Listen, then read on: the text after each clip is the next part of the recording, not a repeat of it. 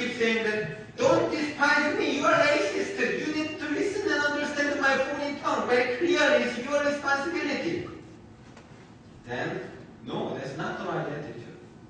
My right attitude must be, yeah, I'm doing my best to improve it. Can you just wait until I can serve you better? Everyone has the same situation. If you go to the job, how many of you have like a terribly strict supervisor that you always watch over you, you know? And how many times some of your workers are not very friendly to you and just compete each other? When you go to college or schools, how many times your friends are just your competitors only? But you must serve them right. You must change them right. And they will find, oh, this guy is different. These guys must know some about God. If this guy is believing in God, I will believe in God. But not about that one. We are doing our best to be the light of the world. Changing the system, changing the situation is not always bringing the resolutions. Republicans or Democrats are not the answer. No matter whom we elect as president, he or she must serve God right. He or she must understand God's righteousness. She or he must have heart, honesty, and morality in his life or her life. Our all behaviors in politics these days, just following some parties or just following some our own agendas, really don't help this world anymore. Angers are growing against our countries, and we are still doing our wars. And look at these Middle Easterns. Are they all terrorists? Are they all just possible terrorist candidates? Are they teaching all this violence, how to kill the people from the school or from the religion in their countries? 10 years ago, I was lost my way on the small town called Seljuk in Turkey. You know that Turkey is not very developed probably at the time. I don't know these days. And that was ancient Ephesus. You know the Bible, Ephesians. That was the same place of Ephesus. Now they call it as Seljuk. I was traveling there. I lost my way in the morning. I came out of the train and couldn't find this location. There was one 13-year-old girl walk alone on the street. And I just told her. Imagine the shape of a foreign traveler with backpack. Never washed their face for multiple days. And even falling out look. It probably looks like a homeless. And she just came and smiled. And I talked in English, she couldn't understand everything.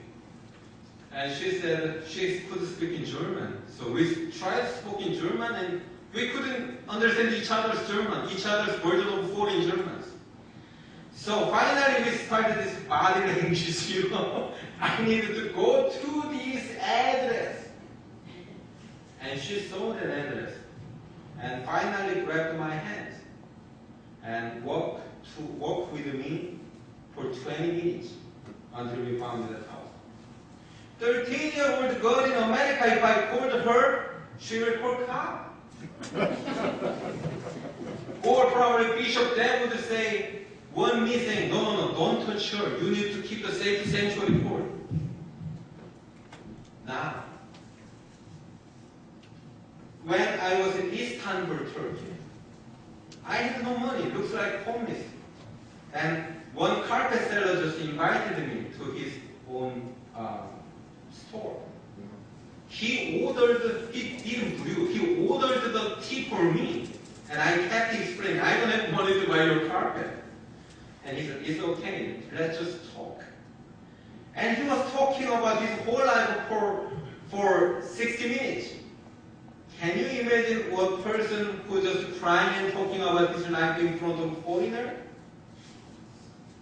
If you go to the Middle Eastern land, you will see how they are good to you.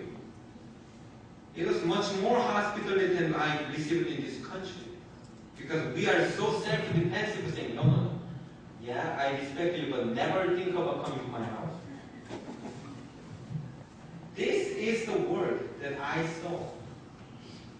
And that was the same people that we killed through the war. I don't see many evil people with horns in the pictures. They were all just crying about the loss of their parents or their kids. These people never carried a weapon. We always believed that, we always followed our government's wrong leading, that they might prepare for the biochemistry weapons to kill the whole world, or they are ready to create the nuclear weapons to threaten the world. No, when we sent the troops, there was no evidence of such a powerful military force there. But we had to do this war to win, because it was a lady of earth. Suppose then you were born in this country, born in this Iraq today. Can you appreciate for what America does to Iraq? Sending the troops, break all the cities, and now they are bidding, all the contractors are bidding for the reconstruction business. Some of us have gas profits, and this country will have the lifelong mortgage that they never knew when they can pay off to our country. Is it a help that we want to provide for the world? If your pastor came to break your doors and say, I'm going to fix it for you with a brand new door, but it's 30-year term with 8% interest on it, would you be really appreciating what I'm doing? There was some wars in the Bible that God asked Israel to go to establish God's justice. We remember some of our leaders, especially our Methodist leaders, once said that this is a holy war. Okay, during this holy war, according to the Bible, nobody were allowed to have any possessions from the war because this is holy war. If we want to establish the global justice, no temptation to get a financial benefit out of this war to killing others. I don't have to mention some of the names in our leadership who has been involved into this gas profit and construction business so far. There had been so many voices not to do so. But we didn't dare stand up and say the justice because we are just self-defensive. Anyhow, they attacked us. Anyhow, we need our security. Jesus said, if you rise up with your sword, you will die with your sword. Our military force is not the way to establish global justice. It is for our defense. And the real change for the global peace comes from the Christ. Look at this stupid foreign pastor standing up against, standing in front of you. Do we have the common history here? Do I really obey to the old American disciplines and law? Do I respect your old former president in the Mountain Rushmore? I don't have that kind of common sense that you have. How can we have this peaceful relationship in the church?